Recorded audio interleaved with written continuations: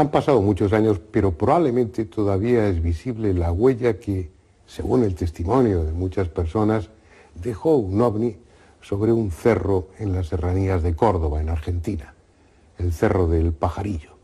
Una huella que, como verán después en el documental, tenía y probablemente sigue teniendo unas extrañas características.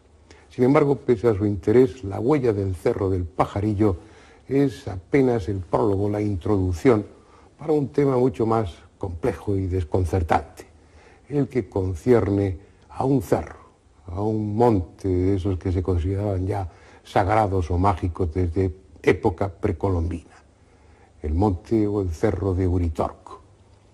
Un monte por el que entran y salen esferas luminosas de diferentes colores, al parecer como si fueran inmateriales, un monte que es recorrido por seres medio humanos, medio espirituales, que muchos afirman haber visto, un monte, en fin, por el que se puede acceder a través de una cueva a una ciudad, la ciudad de Erx, a caballo entre esta y otra dimensión.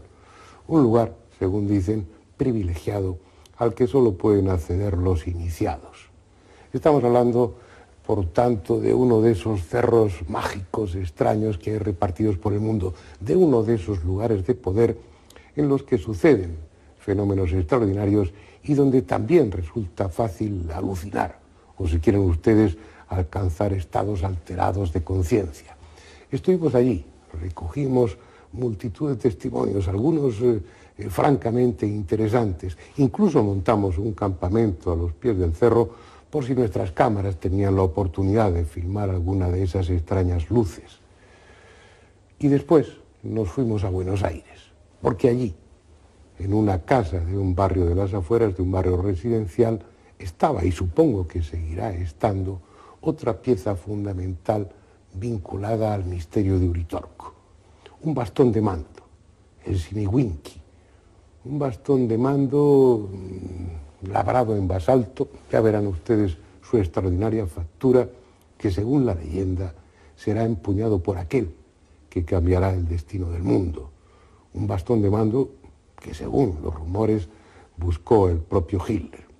Pero en fin, eso es algo que ustedes decidirán cuando vean este documental. Pero sí quisiera aprovechar esta introducción para recordar a un gran amigo de aquella parte de Argentina, sin cuya ayuda habría sido imposible realizar este documental. Uno de esos investigadores locales que llevan muchos años trabajando, acumulando datos, muchas veces a costa de su propio bolsillo, y que merece nuestro reconocimiento. Me refiero a Jorge Suárez.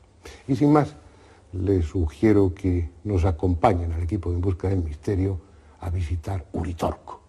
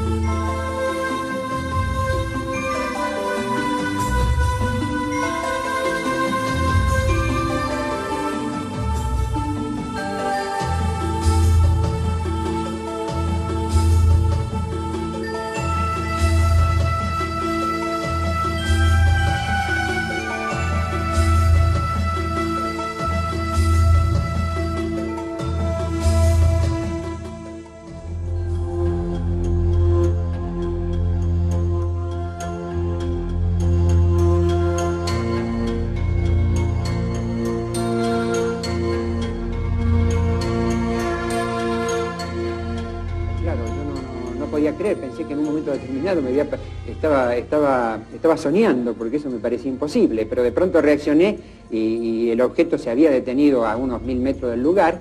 Yo me dirijo hacia el objeto muy bien definido en su forma, un plato de los tipos convencionales, con una definición bien clara, el perfil bien claro, tenía un perfil bien ¿cómo se llama? Definido, ¿no? Un haz de luz bastante simple, suave, el haz de luz y un zumbido simplemente, no había ruido escandaloso ni nada por el estilo, era suave el zumbido del aparato. Yo mismo empecé a pensar de si seguía soñando eso, ¿no? Digo, estoy sangrando, veo el coche de pronto contra la columna destruido, cruzo el alambrado, entonces yo cruzo el alambrado y empiezo a contar los pasos, 1, 2, hasta conté 500 pasos desde el lugar donde había sido el accidente hasta prácticamente donde lo tenía al objeto volador casi detenido ahí. Claro, lo tuve viendo unos cuantos minutos, entre 12 y 16 minutos. O sea, no fue una cosa de rápida que pasa por la vista de uno y desaparece, sino que fue realmente un momento un tiempo muy importante que lo estuve viendo. Y lo raro del objeto cuando se desplaza es que hace 3 escalas. Primero pega una escala al primer plano, segundo y tercero y desaparece. Un objeto realmente de 60, 70 metros de diámetro. Yo piloteo aviones, conozco más o menos lo que es el tema, no soy un neófito en la materia, tampoco soy un especialista y nada por el estilo, pero eso realmente me asombró, quedé realmente, no sé, fue una experiencia para mí.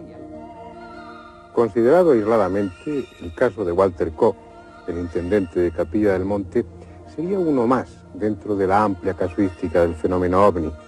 Sin embargo, es solo uno de los muchos fenómenos extraños que se acumulan en esta parte de Argentina. Una zona de sierra en la que lo insólito se ha transformado en algo habitual. Pese a todo lo que aquí sucede, probablemente habría pasado desapercibido, no habría trascendido el ámbito de lo local, si no hubiera sido por la aparición de un ovni espectacular en enero de 1986 que atrajo la atención de los medios de comunicación. ¿Qué pasó? Que sentíamos un ruido nada más. Sentíamos el ruido, lo levantamos a ver qué era. Como lo fuimos a la pieza mía, estaba toda iluminada, pero nosotros no vimos, yo no vi más que el dilumbre. ¿Por dónde pasó la luz? Entonces estaba la casa llena de luz. Yo no quería ni mirarla la luz. Soy miedolento. Señora, ¿qué sucedió con el árbol? Es que el árbol se deshojó todo.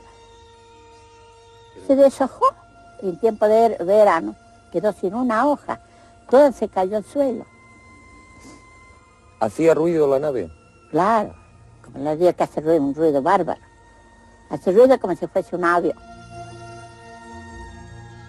Aquel ovni de enorme tamaño dejó, como testimonio de su paso, una huella sobre uno de los cerros cercanos a la casa, el que llaman del Pajarillo. La huella casi ha desaparecido con el tiempo, pero en estas fotografías de entonces se aprecia claramente la marca que quedó sobre el suelo. Tenía una forma elíptica de 115 metros de largo y 56 de ancha. Posiblemente uno de esos focos de luz que con frecuencia salen del ovni a tierra sin dispersarse y que los testigos suelen describir como luz sólida y que en este caso, por la inclinación del terreno, no resultó circular, como es lo habitual, sino elíptica.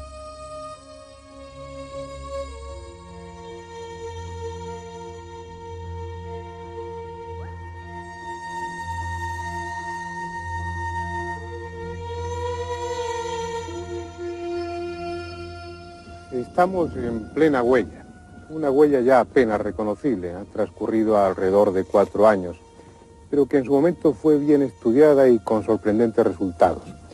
Lo primero que se comprobó es que las hierbas de la zona estaban quemadas, chamuscadas, pero de arriba a abajo, como si la fuente de calor se hubiera producido desde arriba.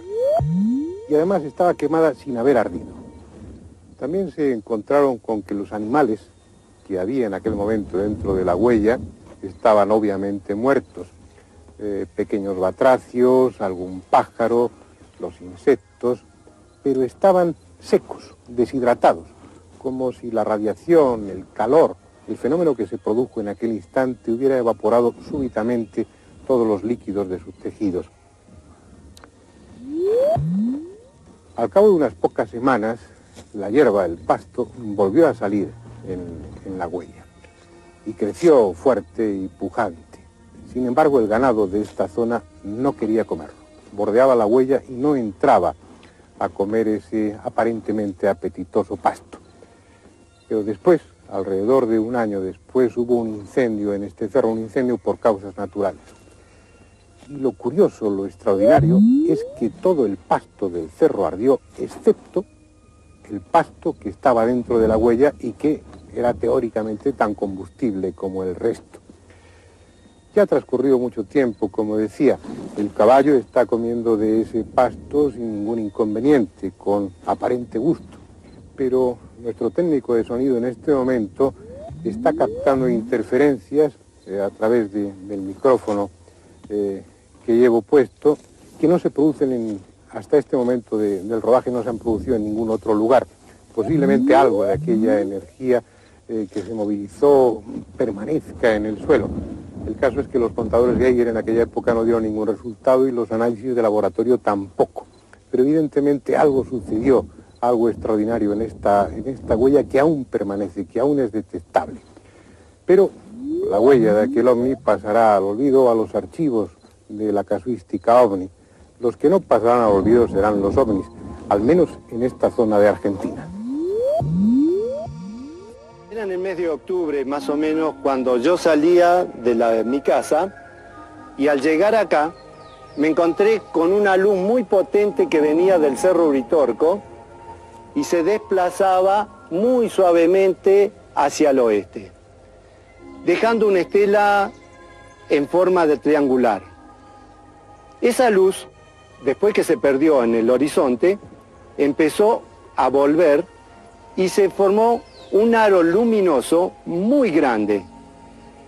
De ahí se formó un círculo negro con un destello enorme alrededor.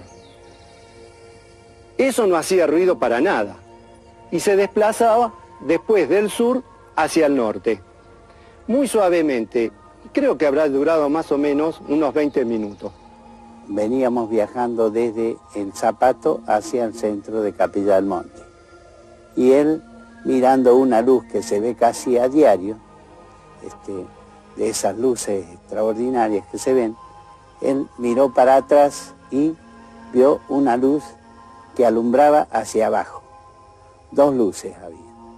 Y luego empezó a formarse una luz en el centro, que fue agrandándose. Entonces nos volvimos a casa para mirarlo con el prismático. Ya la luz se había agrandado y en el centro se había puesto oscura, de color oscuro. Estaba tan grande como la luna. En la noche del 22 de enero de 1988, en el Monte Overo, que está en el fondo, se produjo un avistamiento de lo que se puede calificar como de ovni, ya que en una secuencia de casi 3 horas se presentó una luz muy blanca, lechosa, del cual se desprendía una luz roja en forma vertical, y luego se producían una serie de luces, de destellos de distintos colores, que giraban como un carrusel. 3 o 4 veces fue lo que avistamos con mi familia esta circunstancia tan especial, y al otro día, al venir a este mismo lugar que habíamos marcado, nos encontramos con una huella de aproximadamente 40 metros de circunferencia. Hay muchos testigos de los ovnis en esta zona, aunque no todos estén dispuestos a hablar. Tampoco importa demasiado, no se trata de hacer de este programa una especie de encuesta. Y sí interesa hacer relación a otro fenómeno importante que tiene el Cerro de Uritorco como epicentro. Me refiero a unas luces, a unas esferas luminosas que muchos han visto, que salen de una punta de un cerro y van a otro, que recorren las quebradas, que a veces se introducen en las laderas de los montes como si se desmaterializaran. Unos las relacionan con el fenómeno ovni, otros piensan que son entidades espirituales, bolas de energía animadas de inteligencia y que van y vienen de una a otra dimensión. En cualquier caso, se trata de algo que está fuera de la física conocida. Salimos afuera porque ahí vimos un gran resplandor, que era una nave de los extraterrestres que daba vuelta al patio. Me ocurrió que después se fue para el lado del Cerro Uritorco y ahí había un campamento, a los cuales lo vieron igual que nosotros también. Tenía forma de un sombrero mexicano grande. Y después, porque ahí en el Uritorco se dice que está la base de ellos, donde van a cargar energía. Bueno, yo una vez trabajando como policía, en compañía de un cabo que en este momento no está más acá, salimos con el móvil de patrulla. Al llegar a la Plaza San Martín, prendimos la baliza porque vimos una luz roja en el cerro. Prendimos la baliza y la luz se acercó un poco más y se puso entre color amarillento el rojo.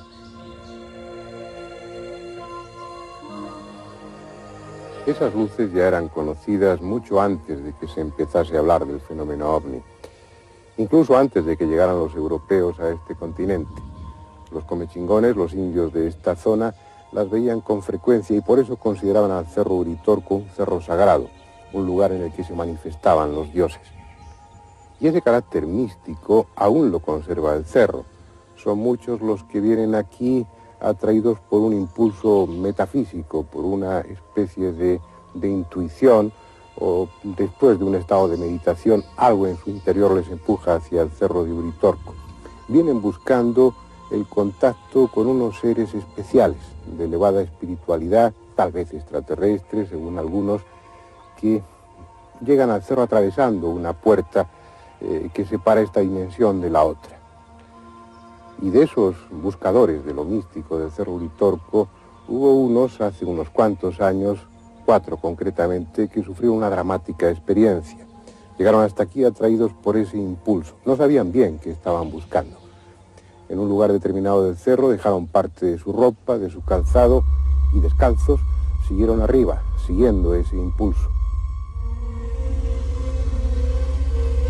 Era invierno, cayó la niebla, se dispersaron, y durante varios días y varias interminables noches, sin alimento, cada uno por su lado, sufriendo temperaturas de varios grados bajo cero, anduvieron esperando a que les encontraran. Gabriela apareció al 8º día y tenía los pies congelados. Como a los 5 días más o menos que dieron el alerta, aparece esta niña, Gabriela, que esta sí venía mal, un problema así de desorientación, muy nerviosa, histérica, digamos, casi, y sin poder caminar, con pies de trinchera. Esto es, los pies congelados, sin circulación, aparte de las múltiples cantidades de espinas que tenía, ¿no? Imposible por el dolor, por la congelación para caminar para ella. Peligroso el cuadro. Y hacemos tratamiento, pero no nos quedamos tranquilos. Entonces, como a las 24 horas más o menos, derivamos. Y había posibilidades de llevarlo a Buenos Aires, entonces allá la llevaron para hacerle tratamiento. Lo que sucedió después con los pies de Gabriela nos lo contará ella misma, pero será más tarde, junto a la hoguera del campamento, porque como es inevitable, instalaremos nuestras tiendas y nuestro equipo a los pies del Cerro Uritorco, por si aparecen esas luces, y sobre todo, lo que sería más interesante, por si las podemos filmar.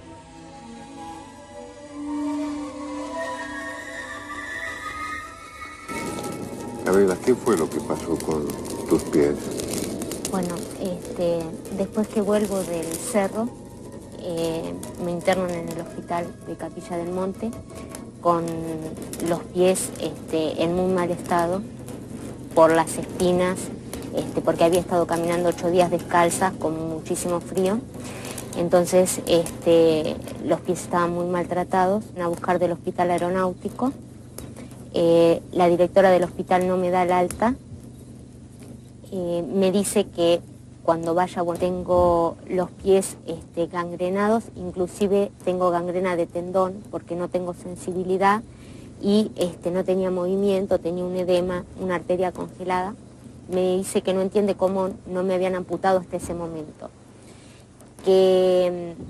porque la gangrena avanza, que íbamos a esperar hasta el día viernes, eso era al principio de la semana, para que la gangrena frene, eso se caiga porque era tejido muerto, y hacer una cirugía reconstituyente.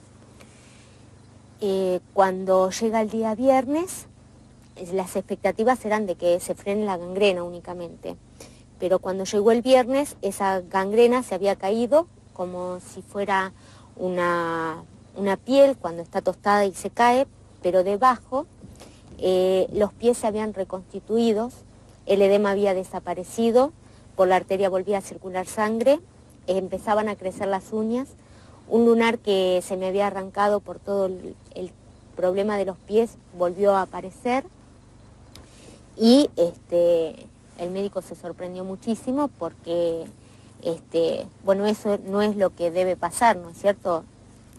Y, bueno, a partir de ahí, después siguieron una mejoría y hoy por hoy tengo los pies en perfecto estado. En un momento determinado la decisión era la de amputarte los pies, ¿no? Inclusive yo en ese momento le pregunté al médico si iba a poder caminar y me dijo que sí, que si paraba la gangrena, con una cirugía reparadora, aunque cayeran los dedos, que iba a poder caminar. Yo dije, bueno, mientras pueda caminar, no quiero usar sandalias. ¿Y el traumatólogo qué comentario hizo sobre esa curación? El tema es que me dijo que, bueno, era prácticamente imposible que se regeneraran porque eso era tejido muerto. Entonces,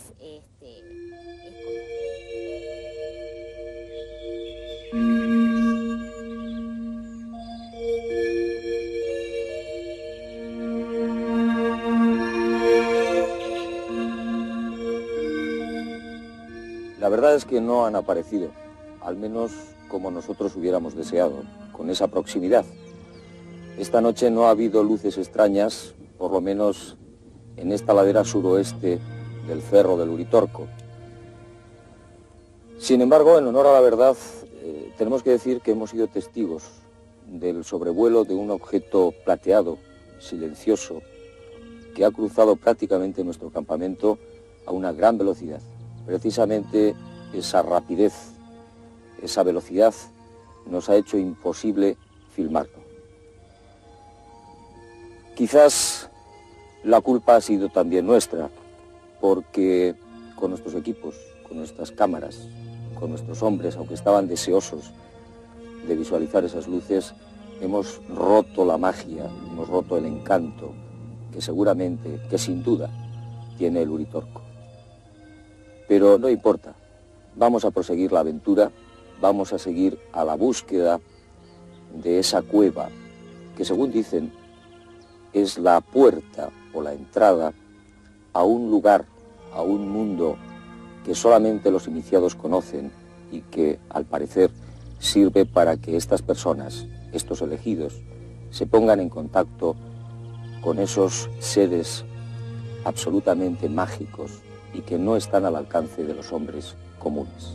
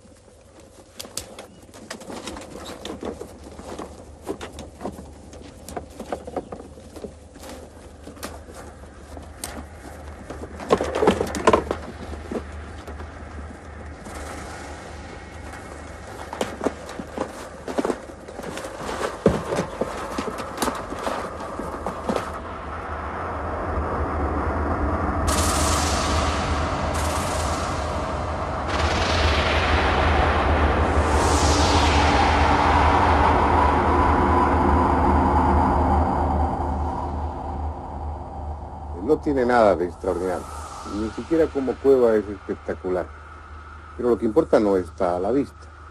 Según la tradición, según aquellas personas que vienen hasta aquí traídas por un misterioso instinto, en este entorno físico existe una puerta invisible, una puerta que trasciende lo material.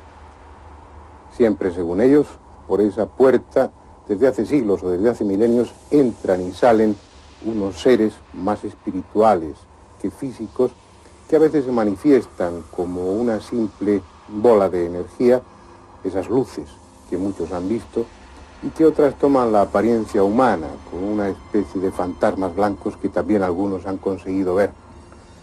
Son los habitantes del reino de Erx, allá en lo profundo, a caballo entre esta y otra dimensión.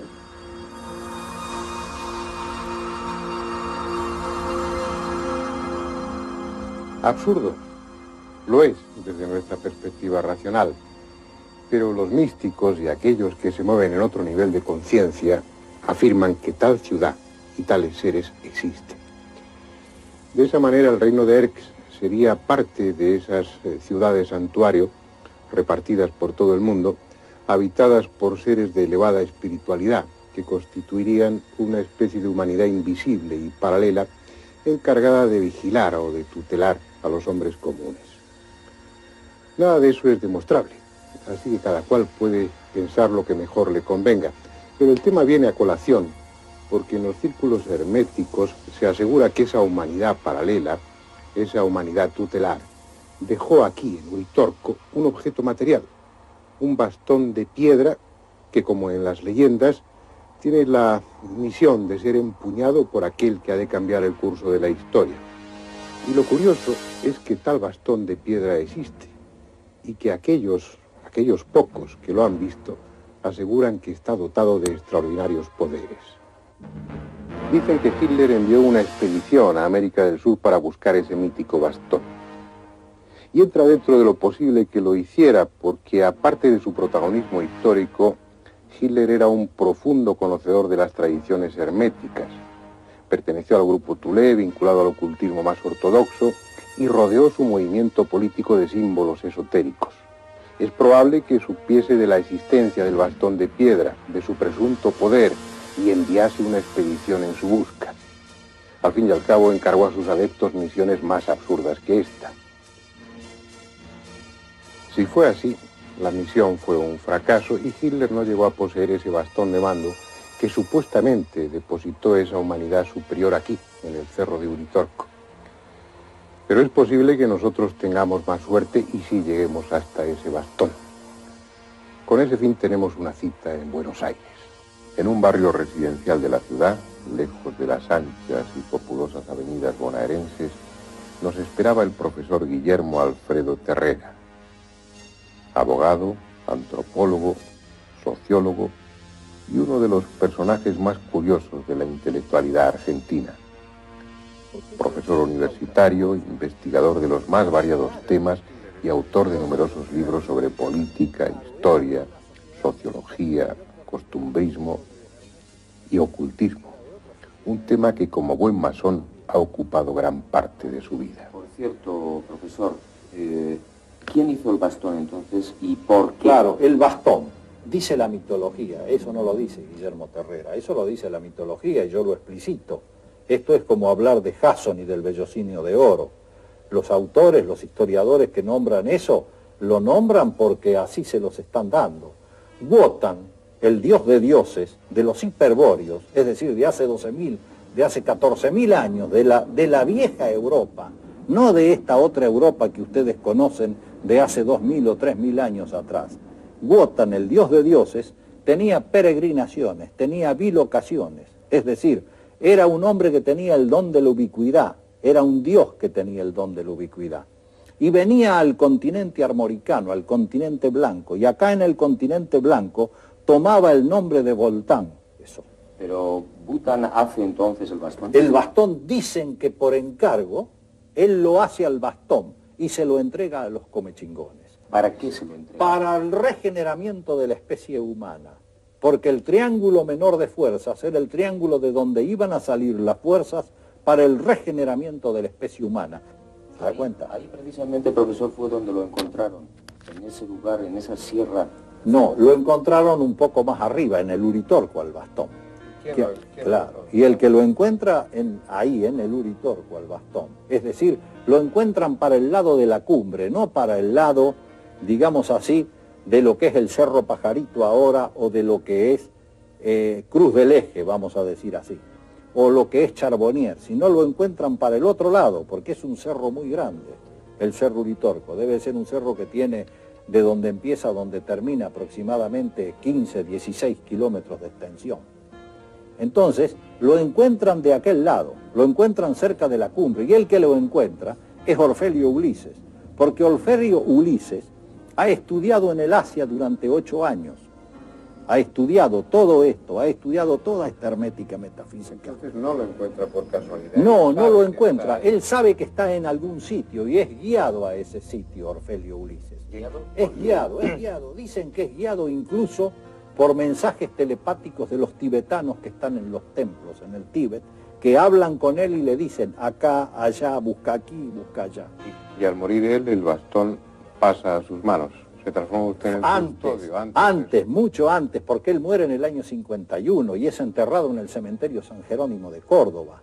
Él incluso llega a ser comisario general del departamento Punilla, porque le dan cargos para que pueda vivir, porque con eso que él era maestro de una escuela hermética metafísica, no le daba para vivir, pese a que él también tenía una escuela primaria y todo eso. Usted lo custodia en este lugar prácticamente. Claro, yo primero lo tuve en Córdoba, el bastón, cuando yo vivía allá. ¿Nos lo puede usted mostrar? Sí, yo se los muestro a ustedes con todo gusto. Está aquí dentro de este cofre, que no tiene nada que ver con él, pero lo tenemos acá, en este cofre, y aquí lo tiene. Ahí está. Este es el famoso Simiwinki, que en lengua cósmica significa la piedra que habla, el bastón que habla. Mucha gente me preguntaba, ¿cómo te llaman los maestros? No sé, les decía yo. No sé mentiras, yo sabía cómo me llamaba. Era Inti Chakmani, que quiere decir el hombre que tiene la fuerza del sol. Pero no por mí, sino por poseer el bastón. Ya, hay una tradición que afirma que este bastón será una especie de símbolo o de medio para un cambio de curso o de rumbo en la humanidad. Claro, eso es lo que se dice y lo que se ha dicho siempre, que es algo que va a servir para una obra de regeneramiento humano. Es decir, que desde el triángulo ese de Calaguala, Cerro Colorado y la Cerrezuela, se va a iniciar una obra de expansión, una obra de mejoramiento del hombre, una obra de espiritualización. Si lo que dice el profesor Terrera es cierto, un grupo de místicos, auténticos gobernantes en la sombra del planeta, eligieron este lugar para depositar en él, hace 8000 años, un bastón de piedra que será el símbolo de una nueva etapa de la humanidad. Si es así, se sabrá en su momento. Ahora va a caer la noche sobre el Cerro Uritorco, el extraño lugar donde suceden extrañas cosas.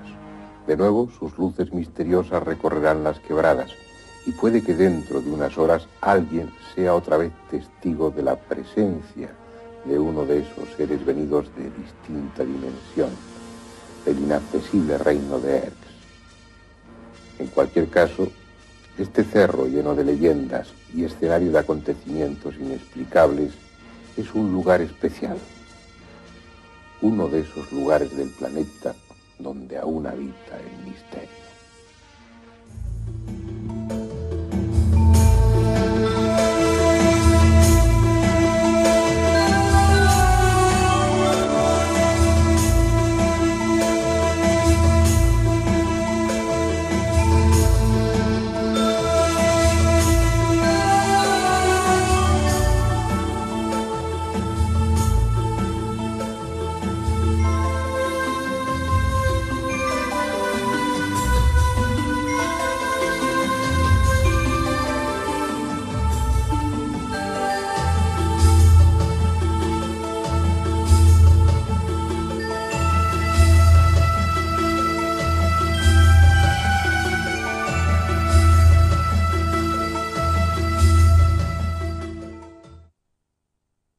Por seres medio humanos, medio espirituales, que muchos afirman haber visto, un monte, en fin, por el que se puede acceder a través de una cueva a una ciudad, la ciudad de Erx, a caballo entre esta y otra dimensión.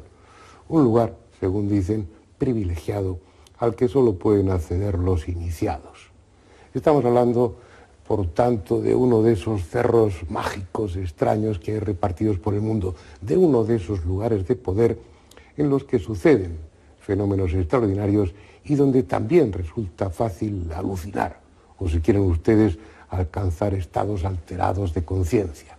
Estuvimos allí, recogimos multitud de testimonios, algunos francamente interesantes. Incluso montamos un campamento a los pies del cerro por si nuestras cámaras tenían la oportunidad de filmar alguna de esas extrañas luces.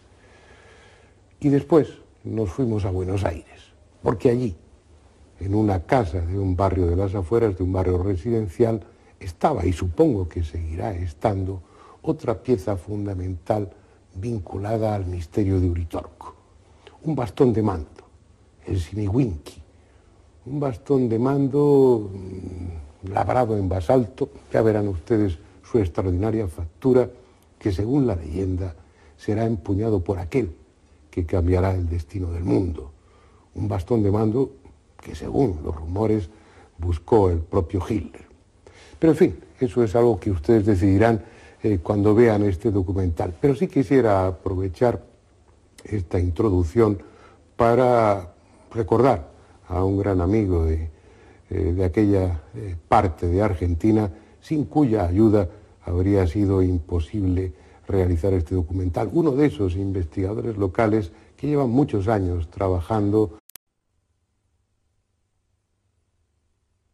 Han pasado muchos años, pero probablemente todavía es visible la huella que, según el testimonio de muchas personas, dejó un ovni sobre un cerro en las serranías de Córdoba, en Argentina, el Cerro del Pajarillo. Una huella que, como verán después en el documental, tenía y probablemente sigue teniendo unas extrañas características.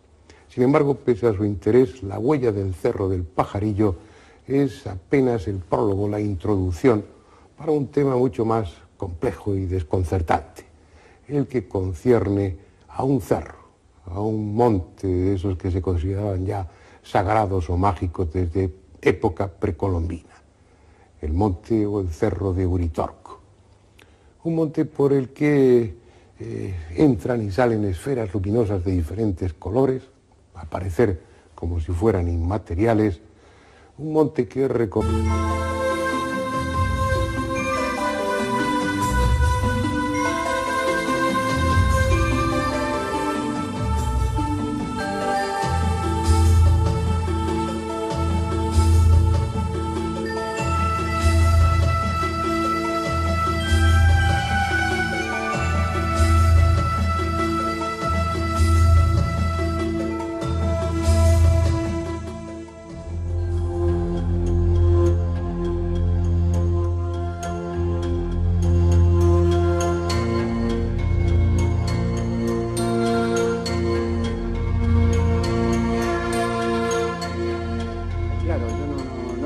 pensé que en un momento determinado estaba soñando, porque eso me parecía imposible, pero de pronto reaccioné y el objeto se había detenido a unos 1000 metros del lugar. Yo me dirijo hacia el objeto muy bien definido en su forma, un plato de los tipos convencionales.